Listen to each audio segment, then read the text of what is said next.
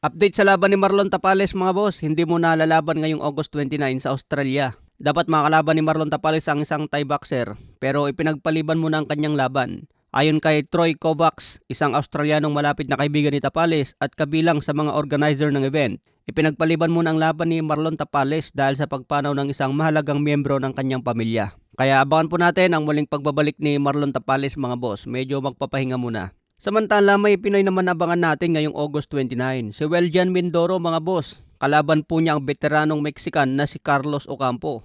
Mangyayari po ang kanilang bakbakan sa California ngayong August 29.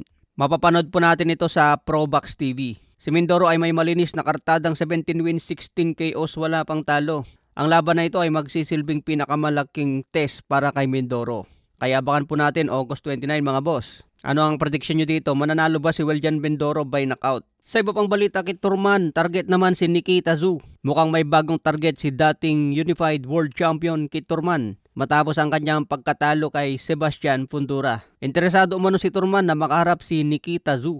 Pero bago yan may laban muna si Nikita Tszyu laban sa undefeated na si Ben Mahoney. Isang IBF World Title Eliminator ang bakbakan. Nagpaiwatig si Turman na bukas siyang muling lumaban sa Australia matapos ang kanyang panalo noon kay Brock Jarvis noong nakarang taon. Ayon din sa kampo ni Nikita Tszyu, kung may panalo nila ang laban kay Ben Mahoney, interesado sila na lumaban kay Kit Turman ngayong 2026 o kaya sa early 2027. Aba, magandang bakbakan itong mga boss. Makikita ulit natin ang muling pagbabalik ni Kit Turman, ang kanyang muling pagbangon dahil nabugbog siya sa huling laban kay Fundora. Itong si Nikita Tszyu mga boss ay kapatid po ito ni Tim Tszyu. May kartada ngayon na 12 wins, 10 KOs, wala pang talo. Kaya abangan po natin ang laban nito August 26 sa Australia. Sa iba pang balita, William Cepeda, target nga po ang isang unification fight laban kay Abdullah Mason.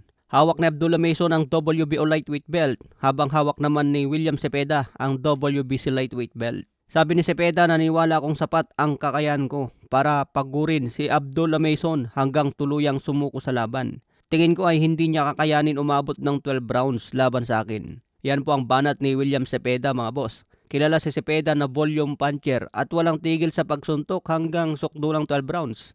Kaya naman mapapalaban talaga ng gusto si Abdullah Mason dito. Pero syempre kahit volume puncher ka, kapag natimingan ka ng malakas at natulog, talo ka pa rin. Kaya abangan po natin ito, malaking unification fight sa lightweight division 135 pounds.